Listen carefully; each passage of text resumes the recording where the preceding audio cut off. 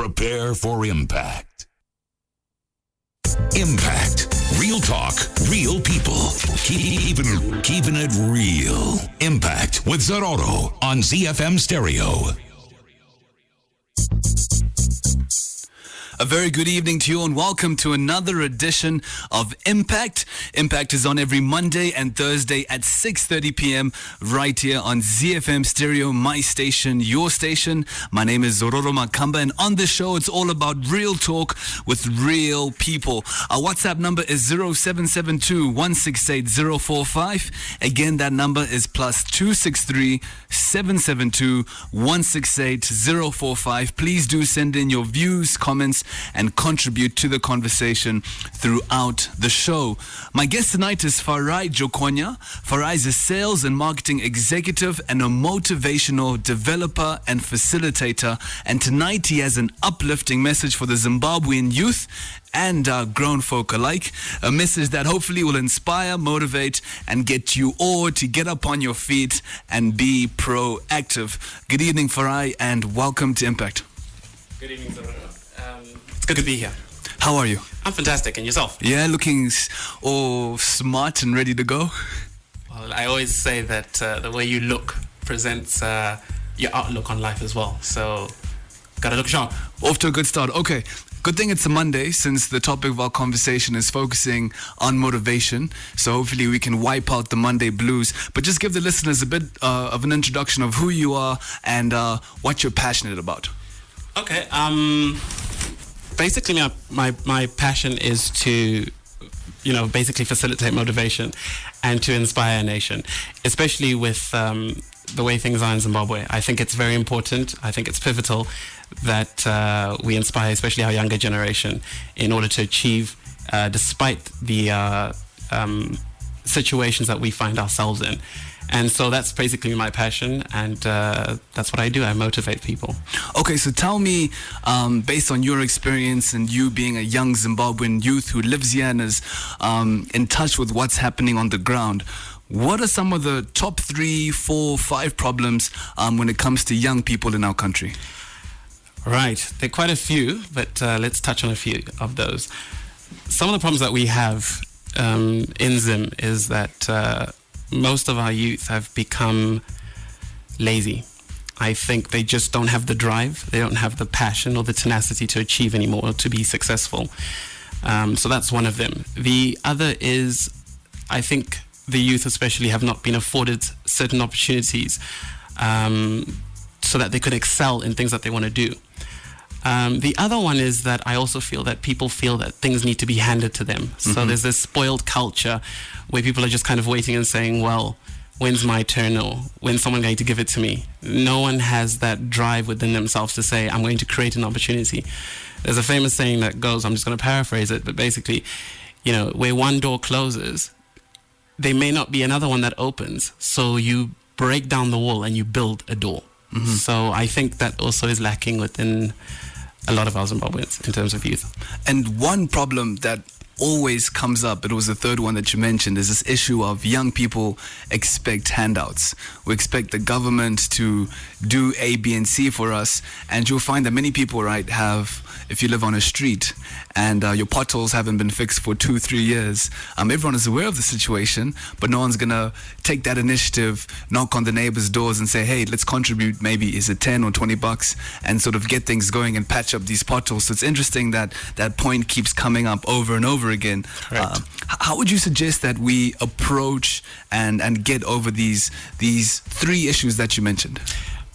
Firstly, I think people's attitudes need to change. It has to come from within. I always talk about an attitude being an internal factor. So the person has to want to see a change.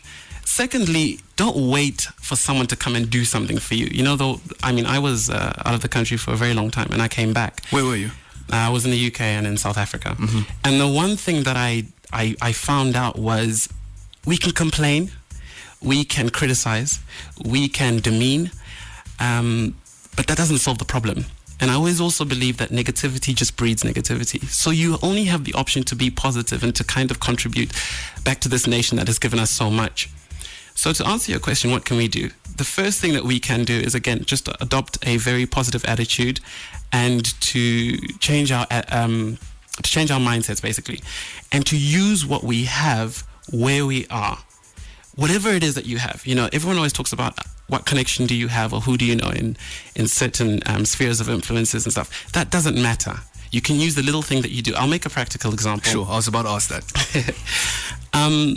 I think a lot of people who live abroad, especially Zimbabweans, probably always look for ways to try and give back to their nations, well, to this nation anyway. And they can do little things. I mean, I think we know a lot of people have probably studied overseas and they've got pretty good jobs. You can sponsor a child in Zimbabwe.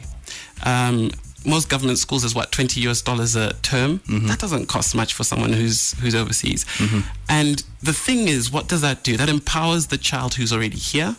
It makes them look up to the Zimbabwean who's already left the country and lives in the diaspora. And for the one that lives abroad, what does that show? It shows that they still have a concern for the country that did so much for them when they grew up, because they didn't just drop from the sky. They are Zimbabweans. And so it becomes mutually beneficial, and each one is using what they have where they are with what they've got. And I think that's probably a great start. I know a couple of weeks on the show we had some recent returnees from the diaspora, and I posed the question to them about, the Minister of Finance says we want to engage the diaspora in terms of contributing and developing the economy, and one of the initiatives is some sort of diaspora bonds or some sort of funds, and they were pretty adamant, and a lot of people online too were saying, no, we don't want to give back to the government.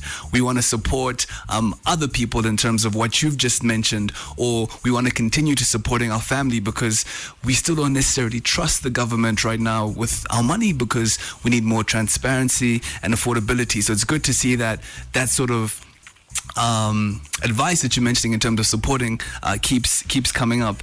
A lot of people right now feel they have no morale. Yeah. They're not motivated. Yeah. They feel like, I've knocked on a couple of doors like you mentioned. Correct. and things haven't gone my way.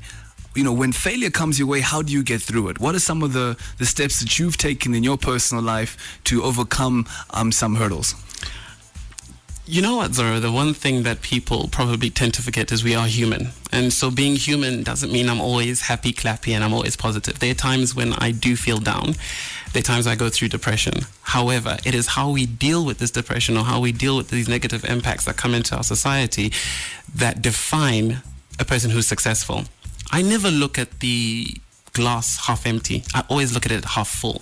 That's my perception. Question is, what is your perception? What is your outlook on life? Where do you want to go? Do you have a clear path on the direction you want to take in terms of what you want to achieve in your life? So when you do get down or when you do arrive at certain failures, I don't call them failures. I just call it a door that just didn't open for you. And you can find another door to open. I mean, we have great inventors who have tried 1,000 different ways to make something succeed. And I think, if they'd given up, none of the things that we have, including this platform that we use here today, would have come about.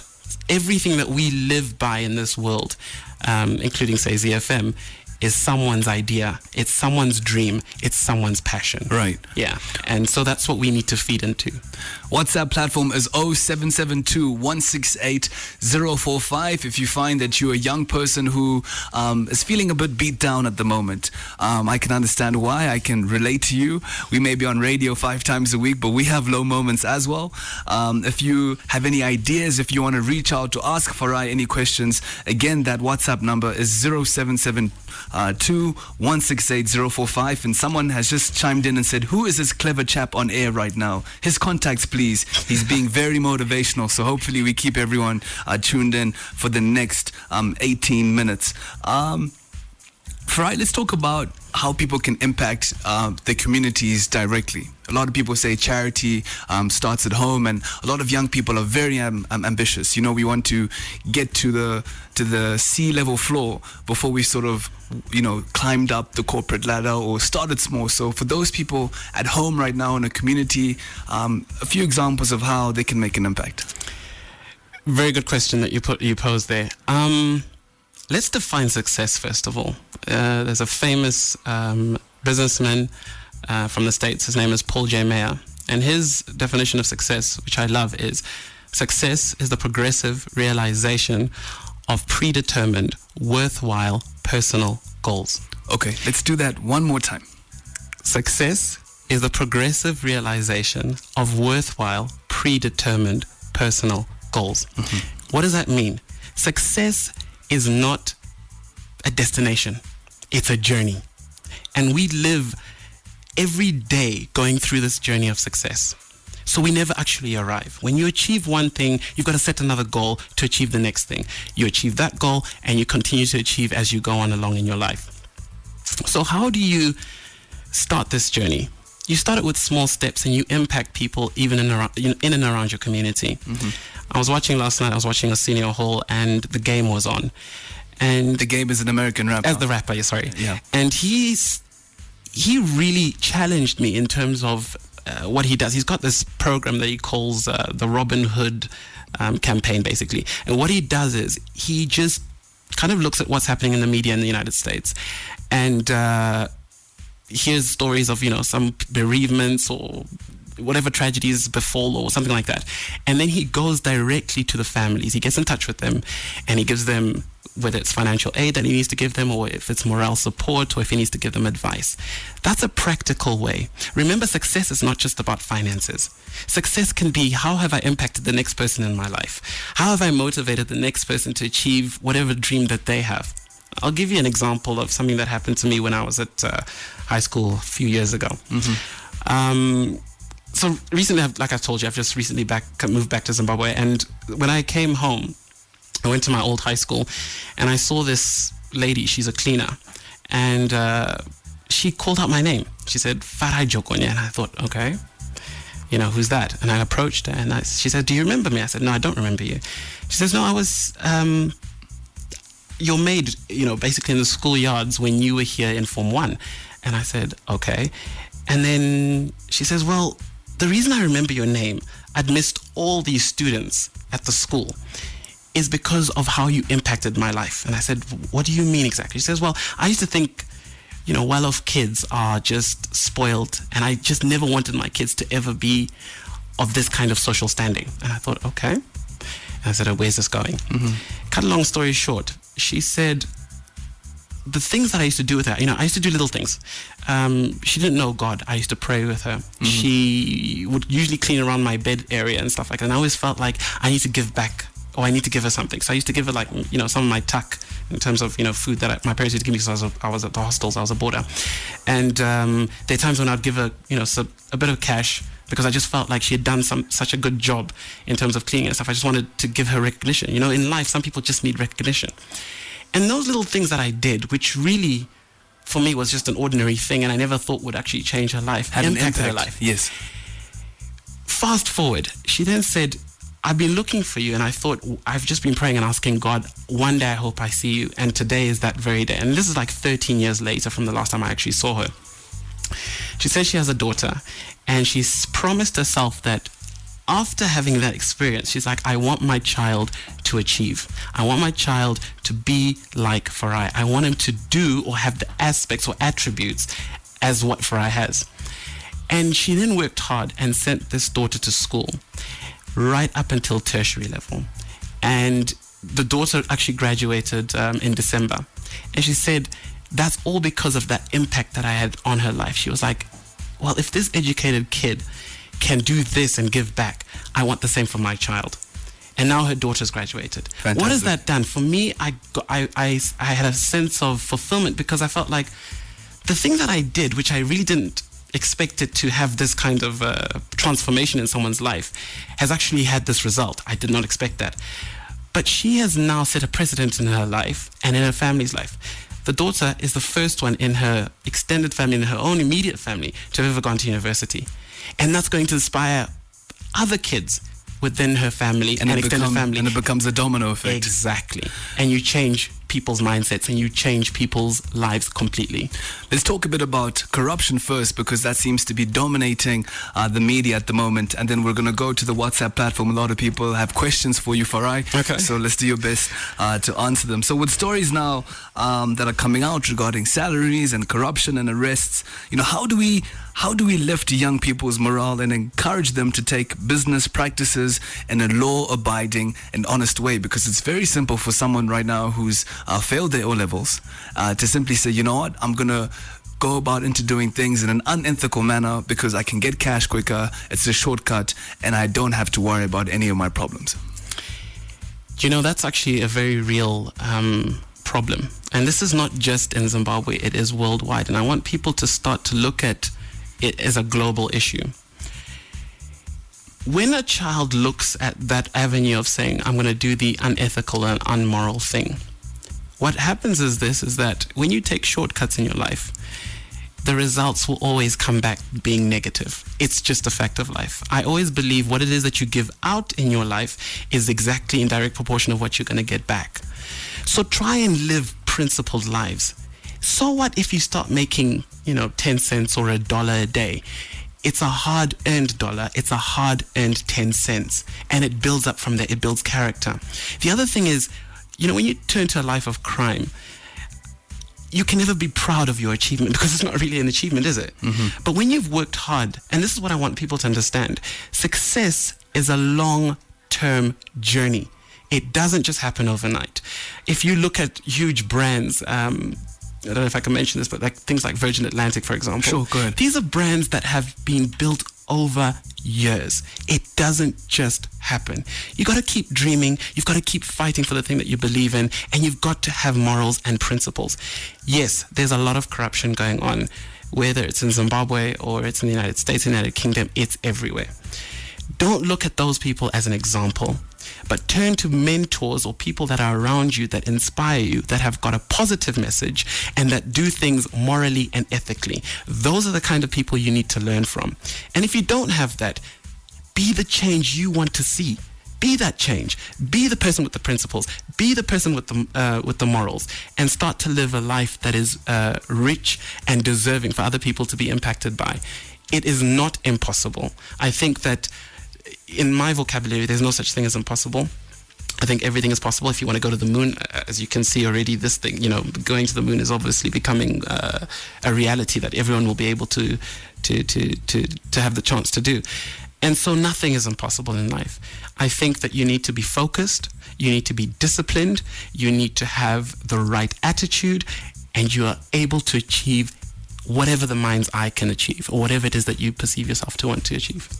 My guest tonight is Farai Jokonya. He is a sales and marketing exec and a motivational developer and facilitator, and we are trying to inspire, motivate, and get our young people to be proactive. This is Impact on ZifMstereo. We'll take a short break. When we're back, we're going to ask Farai why discipline is important, and then go to the WhatsApp platform and read out some of your questions. Stay tuned. Impact. Real talk. Real people. Keeping it real. Impact with Zororo on ZifMstereo.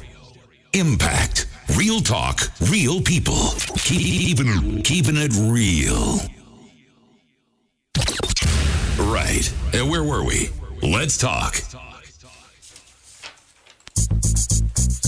Alright, if you've just joined us, this is Impact, and this is a good time to tune into ZFM because we have a motivational developer and facilitator who is addressing our young people today and giving them some words of wisdom. Let's start with someone who's challenging you, Farai, because you like a good challenge. I must agree with your guest. Zimbabwe youth are not lazy. They work hard, if not twice as hard, for the little money. They are often exploited by older people who are in positions of power. There's a culture of ageism in our country which suppresses the youth. We are told that we are young and we know nothing. We are forced to operate in stale environments where any idea is stifled. Farai, your response? Very good observation. I tend to think from the time that I was much younger and before things went into the dire straits of Zimbabwe, the way things are now, we were hard workers. I just don't see that ambition anymore. You go into the CBD and you just see our youth roaming around. I also think that our youth has also turned to this life of being a dealer. So wheeling and dealing has become the order of the day. And so there seems to be no structure in Zimbabwe.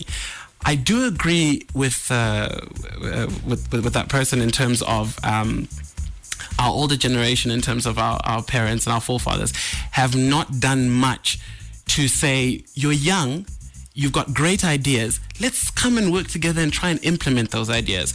There's no mentoring programs, and those things definitely need to be developed. I think I would call out to the private sector, I would call out to government, I would call out to different stakeholders who are into these positions where they are successful, and start getting in the younger generation and mentoring them on things that are in terms of the correct way to live, the correct way to do business, and things like that. So that's the best way I can answer him. Another question is, how old is Farai? Man, he sounds impressive. And what schools did he go to? All right, but don't judge me on the school I went to. But I went to St. George's College in Harare from 96 until 2001. And so that makes me 30 years old. Makes you 30 years old. Okay, here we go. Young 30. Young 30. Yeah. Hi, Farai. Just finished my A-levels and got good points. Want to study tourism and hospitality management, but my family and friends are against it because of the money, but it's my passion. What do I want to do in this case when I want to do something I love, but people around me are not supportive? I love that question because I came from that similar background. There are two things that Zimbabweans have this culture of doing. After we finished A-levels and we've done extremely well, we are trying to live up to the Jones. So we try to set these standards of saying, oh, Mwanangu must become a lawyer or must become a doctor or must become an investment banker. Look, if it isn't in your blood, if that's not what you have a passion for, don't do it. I left school going to study aeronautical engineering. I dropped out in the first semester because that wasn't my passion, it wasn't my calling. My calling was exactly the same as hers, which was hospitality. And so I went to go and get a degree in hotel management, and I was happy. I started my own business in eventing in South Africa, which grew exponentially, and I actually enjoyed it. You see, the one thing that's important, Zororo, is that you have to go, they say what? Statistics say 70% of most people across the world are doing jobs they hate just to make the money. We need to start implementing ideas or encouraging our youth to say they actually love doing this. Because when you love doing something and you actually wake up every morning and you have a passion for it, then you're going to want to work and you're going to want to succeed and you actually make a success out of it. And that's what's important. So for this girl, speak to your parents, try to explain to them in the nicest way as possible that this is what you want to do. You can actually have a fantastic career in hotel management or hospitality. And I think there's great opportunity in Zimbabwe for hospitality. It hasn't even been touched. So go for it. And I think people are judging you based on the school you mentioned. And I remember when I first met you, I said to myself, this boy just seems too happy. Does he ever struggle? That's the question that's just coming now. And someone has said, what advice would Farai give someone who's not come up from a not so well family without much opportunities or achieving higher goals which parents did not have? So you're really speaking to a lot of millions of Zimbabweans right now who have these ideas but may not have the resources, or they may not have that government support in terms of getting the ideas off. Final question, and then I want to ask you about discipline and we'll wrap up. Okay. So another good question as well. I have suffered, I've gone through so many different life experiences, but won't touch on that today. But I want to give you an example. Someone who is somewhat of a mentor to me and I actually interact with them a lot is Nigel Chinakira. I think we all know him. Nigel Chinakira grew up in Highfields and didn't have the afforded opportunities, for example, that I may have had. But did that stop him from starting one of the greatest banks Zimbabwe has ever seen in terms of Kingdom Bank? No, it didn't. If you speak to him, he will tell you he had a dream when he was a child. He knew exactly what he wanted to do. And this is the other thing I also want to encourage the youth. Education is key. And when you go anywhere in the world, they tell you that education gives some kind of a platform. It opens some kind of a door. Whether you've spoken to Oprah, Richard Branson, Bill Gates, Nigel Chinakira, Strive Masiwa, each and every one of them will tell you education opens many doors. So regardless of whether you come from a background where you are affluent or you come from a background from Highfields or from Glenview, take education seriously. Whether you do a diploma or practical experience or apprenticeship or you go to the Polytechnic, those are the things that are going to open the doors. Those are the things that people are going to start saying, okay, you know what? I'm going to look at Zororo now. I'm going to take up a seat and say, that's the person to watch. It's because you've started to create your opportunities through education. That's the best way I can answer that one. How do people get in touch with you? So your email address and on Twitter, your Twitter handle if you have one. You can follow me on Twitter at Farai Jokonya, which is my full name. You can also get in touch with me on my email, farai@comref, that's comref.co.zw. And if you want to Google the organization that I'm at, it's Success Motivation International Zimbabwe, and that's www.smiafrica.com. Okay, we've gotten that out the way. Last story. Here I'm saying last story. I'm caught up in all your parables. Last question, Farai, Yes. is discipline and making things a habit. You know, you get going, and then you fall back again. You get going, then you fall back again. How do you keep the momentum going? How do you continue to believe in yourself? How do you stay disciplined? A minute. Okay. Basically, I'm going to tell you about two things. You must be able to visualize.